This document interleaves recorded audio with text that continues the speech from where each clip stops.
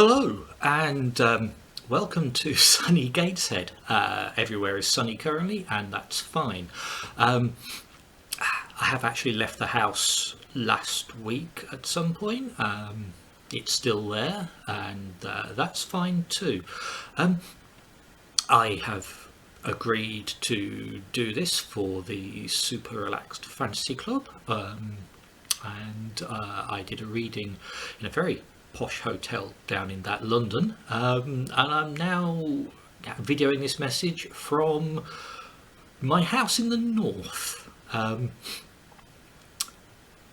So welcome, it's all good. I will be doing a reading from my next novel from Golance, which is due out on 10th of December of this year. It's another high-tech skiffy space drama thing called Gallowglass. You can pre-order it now if you want, and even though I haven't actually done the line edits. My last book was this from Newcom Press. It's got some really good reviews, it's got some really terrible ones as well, so I'll let you make your own mind up about that. I asked for questions on that Twitter thing, and inevitably the only thing that people wanted to talk about was, when am I going to see some more Petrovich? The man won't die, will he? No. So here's the deal. I wrote the first 3 back in 2010, and book 4 came out a couple of years later. That was Curve of the Earth, and after that there was sort of like a nudge into a different direction from my publisher, which was then Orbit. Resulted in the massive and somewhat unwieldy, actually most science fiction book I've ever written, the epic fantasy called, I'll tape over this bit, Arcanum, because that's not what it was originally called. So Arcanum, and after that it was like sort of a mutual parting of the ways, and then I took up residence at Golance. Now the problem is, of course, is that one part of the same company owns the rights to 4 of the books, and anybody else taking it on would only ever own the rights to the subsequent books. There has been talk on and off over the years of Golance acquiring the rights from Orbit, because after all they're all part of the same company, Hachette, and you'd think, well, maybe that would be that difficult, but I am not a lawyer, and nothing has ever really happened about that. The other side of the coin is literally the coin. Like most jobbing writers, we have to get paid somehow, and that is what we're paid to do. So if I'm commissioned for a story, I'm writing a novel, it takes 9 months, it takes a year, it takes 18 months, it takes 2 years, however long it takes. That's what I'm working on, because that's what I'm getting paid to do. And while I'm writing that, I'm potentially having other ideas and writing synopses and negotiating contracts, or at least my agent is.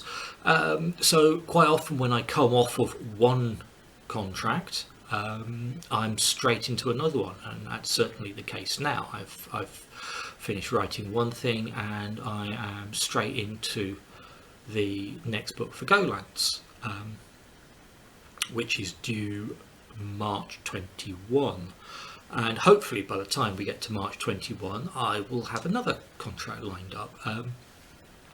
Yeah, because they're paying me, that takes priority. The only feasible way that we will get some Petrovich, I am guessing at this point, is if someone like, you know, Netflix or Apple or Amazon buy the media rights, at which point I will be paid, and they will potentially certainly want more Petrovich if the series goes well, and again being picked up by a streaming company or a media outfit like that, then it will be suddenly a lot more attractive for a publisher to say, yes, we'll have more Petrovich, here's some money. It's the economics of it, and I feel like I'm letting you all down by playing that game, but we all have to kill to eat sometimes. Writing is very badly paid at the best of times, so it's a simple question of economics. Do I hair off and write something that may literally not make me any money that year, or do I take the bird in the hand? And at the moment it is the bird in the hand, I'm afraid. Do feel free, if you know, if you're an executive with Netflix or Amazon or Apple, to do get in touch with my agent, and we will quite happily flog you the rights for a decent contract and a wedge of cash, and we can take it from there. But yeah, we'll have to see, I think is probably the best thing to do for it. Is that okay? Cheers. Right then, on with the reading. Now, I shall take my glasses off for this, because I've reached the stage of life now where things are in or out of focus depending on where I hold them, and even my glasses, I haven't obviously been to an optician for a while. Yeah, so there's that. Galaglass. Let's talk about Galaglass for a second. Galaglass is set in the same timeline as One Way and No Way, but it is set another 25-30 years into the future. We're in the era of space mining, capturing asteroids, rendering them down to their component parts, and making a absolute packet from them. There is one obviously slight problem, is that it's very difficult, and with those difficulties come dangers. You are only at this point in the game going to get a bunch of chances doing it, and the odds of them actually getting the stuff home, well, now that's the background. The protagonist, I've normally gone for the high tech, low life sort of guys, or the blue collar workers. This time I've gone something slightly different, in that my protagonist is the only son of some of the richest people on the planet. Now, you kind of think, well, he's got it made. Yeah, but there are problems he's having. So he decides early doors to work out a way of extracting himself from his family, even though that means extracting himself from a potential inheritance of tens, potentially hundreds of billions of dollars. Things obviously don't go as anticipated for our poor protagonist Jack. So here we go. First reading anywhere of the first chapter of Galaglass. No child, no good child, wants their parents to die. And no parent, no good parent, wants their child to die. Jack's misfortune was to live in a time when those benign, dreamlike wishes could become hard reality. Pap and Mam van der Veerden had recoiled from both the bitter succession wars that split families and consumed fortunes, and the outside world that had become so difficult and dangerous to navigate. It was a reasonable, sensible reaction, but they got on to decide, tentatively at first and then with increasing fervent conviction, that they would solve all their problems and protect their only son and their immense fortune by all three of them living forever. At first he'd wanted it to be true, because he wasn't a terrible child. He was a dutiful, loving son. Only when they started behaving as if it were true, investing in and enjoying the benefits of the latest medical advances that were the sole preserve of billionaires, controlling diet and activities and even the air they breathed, did he begin to question their wisdom. And when he realised that they were absolutely serious, that his memories of them from when he was 5 and the memories of them when he was 15 were interchangeable and they hadn't aged a day, that was when he began to hate the idea.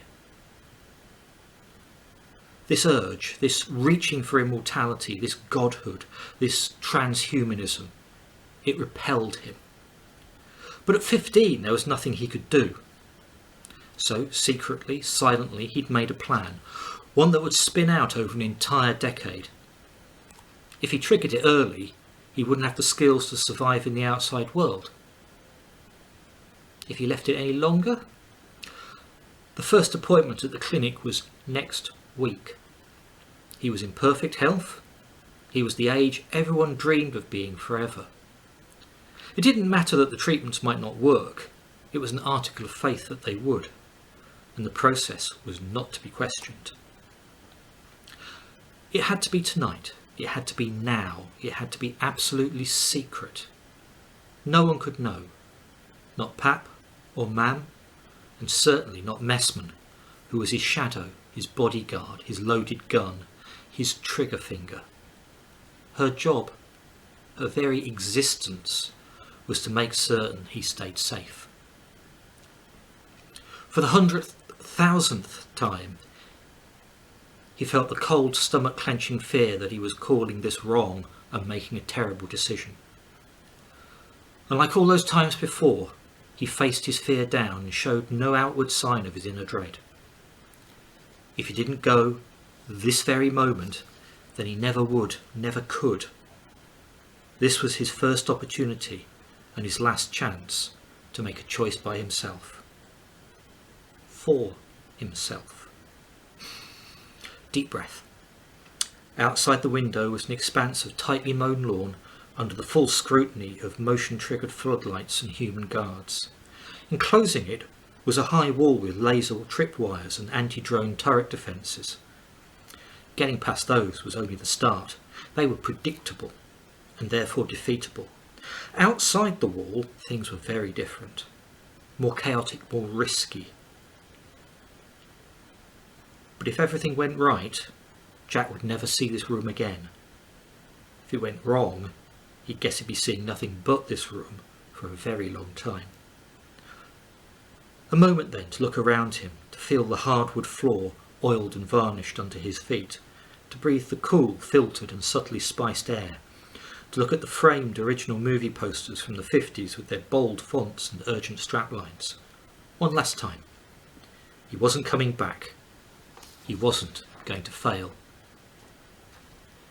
He used his burner phone, his first burner phone because he was going to need more than one, to load up a VPN and log on to a server somewhere in the lawless East.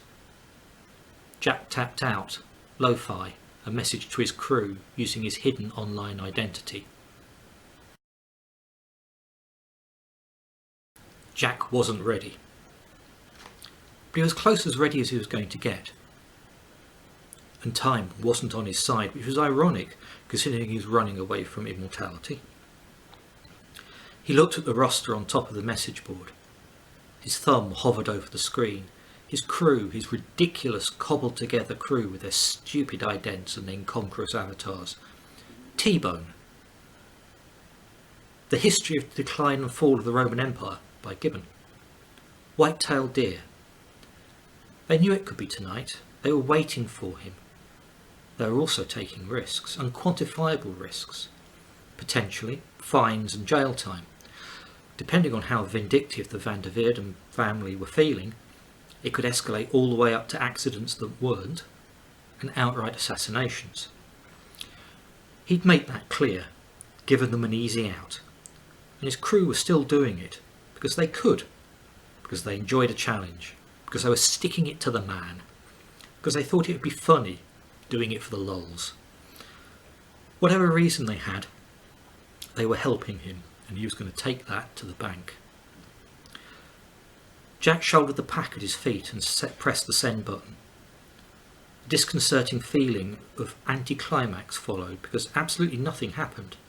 But that was good, because the plan was supposed to be on rails, and any drama would provoke a lockdown that even he couldn't get around. Still, something should have shifted, his perception of reality, if not the ground under him.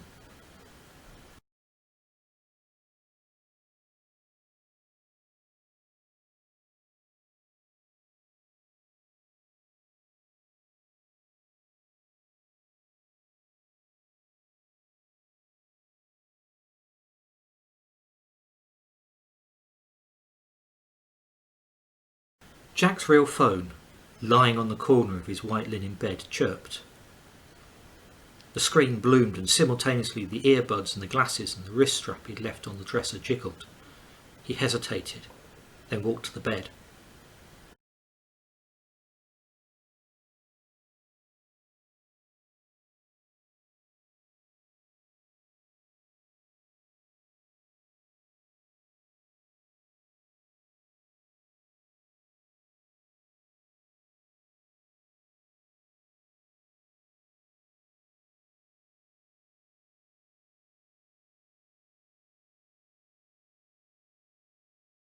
Jack opened the door, and no, there was no one there. The house would have registered his door catch, just as it would register his presence in the corridor. T-Bone couldn't do anything about that. Their trick was to make the house not care, not to trip any indicators or alarms, to pacify the house and tell it everything was okay and normal and there was nothing to see, certainly nothing to worry about.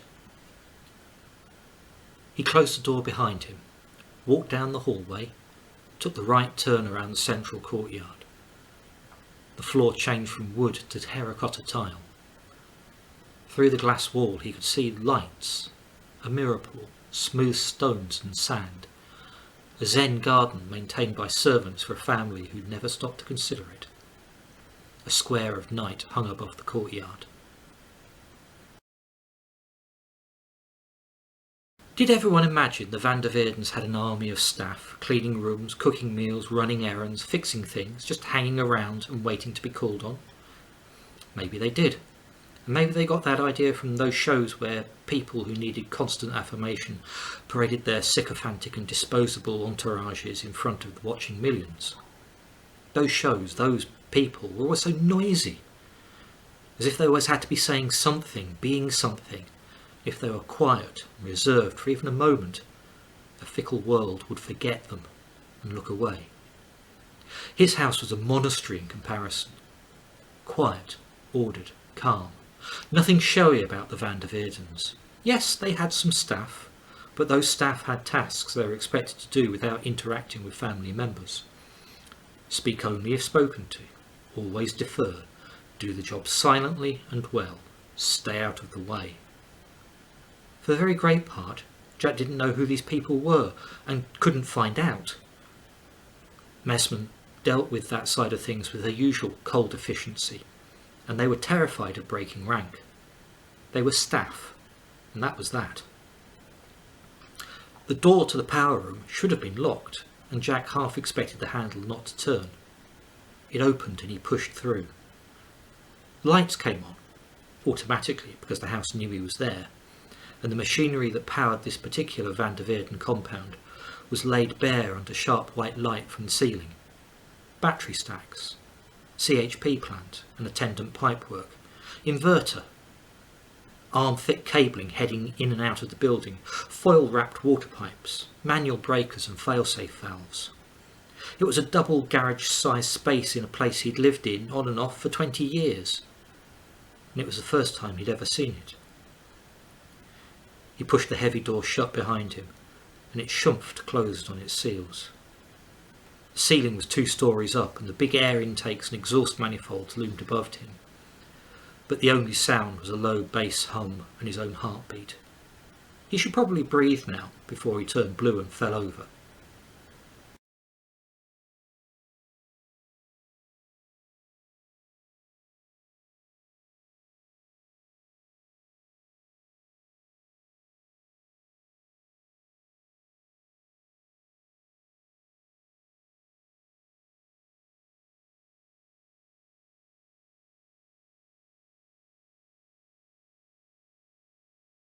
Jack felt he should tiptoe through the machinery. Even his clothes were loud. But there was no one there to hear him, and getting this far without tripping an alarm was trivial compared to what he had to do next. He clenched his jaw. This was his house, and he was having to sneak through it like a thief. The necessity of being protected from all the things that could happen to him outside the walls had inevitably turned his paradise into a prison. He could go almost anywhere and do almost anything, except that, and that, and that, and that, always for a good reason, always because it wasn't safe enough. He checked the bright, abstract image pinned on the back of his bag was still in place, and quickly fixed another one to his front as well. If he screwed up now, he'd never have another chance, and... Jack pulled the handle down, and the door was sticky enough to give him the momentary panic that it was still locked. But it gave, and he was out into the warm night air, warmer than it was inside for sure.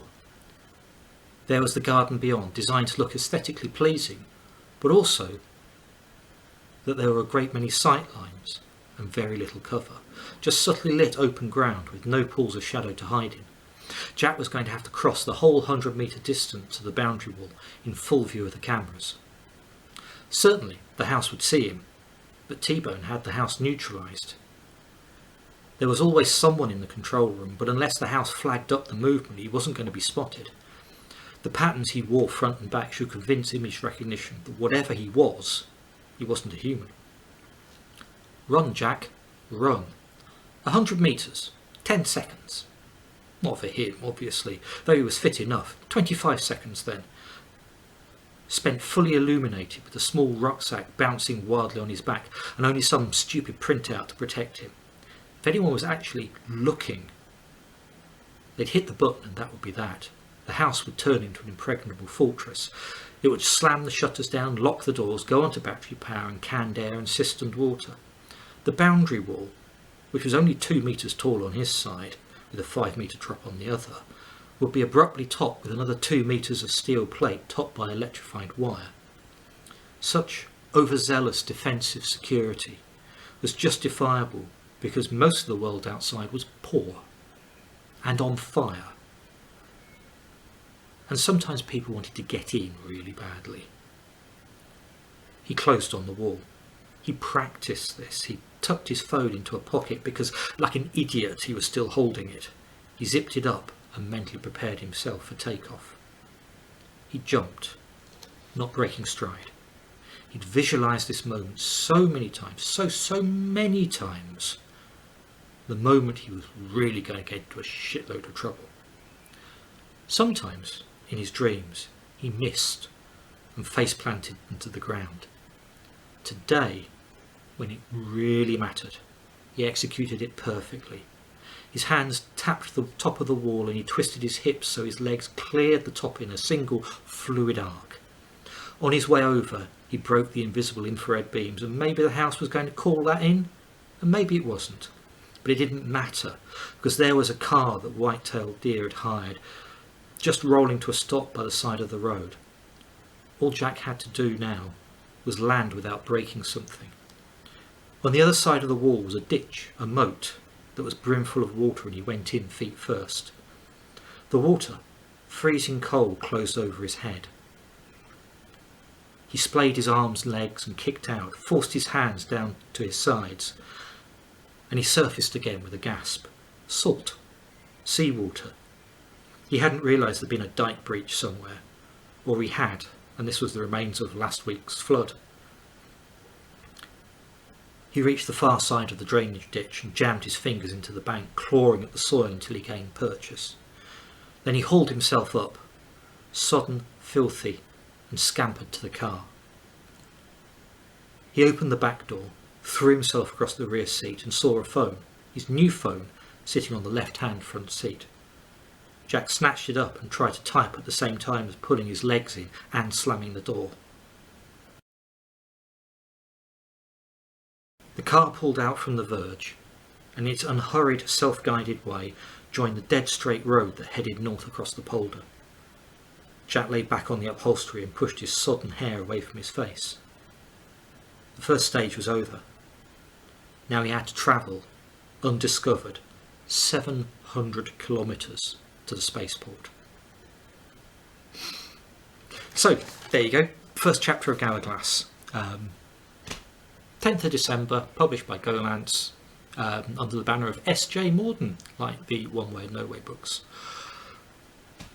I have time to talk to you about books I have recently read and recently enjoyed. So if you excuse the jump cut, I will go and fetch them.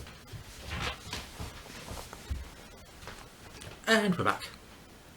Right then, in no particular order, and because I am extraordinarily behind with my reading, some of these books are straight out of the box and some of them have been hanging around for a few years. I would like to give this one a nudge. M.T. Hill, Matt Hill, if I remember correctly. Zero Bomb, a tale of weirdness, future dystopian weirdness. I absolutely loved it. The writing is luminous, and I just enjoyed this so much. It's kind of cyberpunk, it's kind of post-apocalyptic, it's kind of anarchic, and yeah, I really liked it. So that's first out of the box, Zero Bomb by M.T. Hill. I am very late to the party with this. Claire North's First 15 Lives of Harry August. Again, absolutely astonishing book. I should obviously have read it a long time ago. It's not quite a time travelling story, but it kind of is. The basic premise is that some people, when they die, start their lives again from the very start and remember things. And that's the way they're able to pass on information up and down the timeline. And the future is not fixed. I thought this was audacious in plotting and I loved it. It was really a class act. So Claire North's First 15 Lives of Harry August. If you haven't read it, then and it's on your to be read pile, just pick it up and give yourself a treat, alright? Joanne Harris's Gospel of Loki. Again, this has been out for a little while. It's just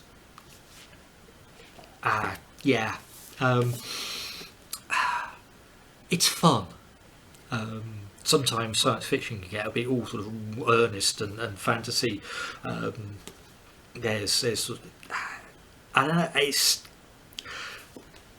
a retelling, a faithful retelling by an unreliable narrator. It's joyous. It's just good, honest storytelling, and that's just brilliant. It was just terrific. One of my favourite books of the last few years was obviously Children of Time by Adrian Tchaikovsky, and I was delighted to get hold of one of these, which is Children of Ruin. And it's one of those books where you think of Adrian and say, you don't screw up, mate. He didn't screw up. This is just great. If you want to learn anything about intelligent space-going octopuses, then Adrian's clearly your man. And it's just proper science fiction, full of ideas, full of joy and despair, and some good old shenanigans going on. Obviously the spiders are back too, because it wouldn't be a Adrian Tchaikovsky book without the spiders. So yeah, it's just I think he writes brilliant stuff, and Children of Ruin is him on top of his game. That's about it from me. I'm going to go and try and splice all this nonsense together and send it off, and I hopefully one day soon we shall all meet again and we can raise a glass together. Until then, stay safe and see you on the other side. Bye bye now.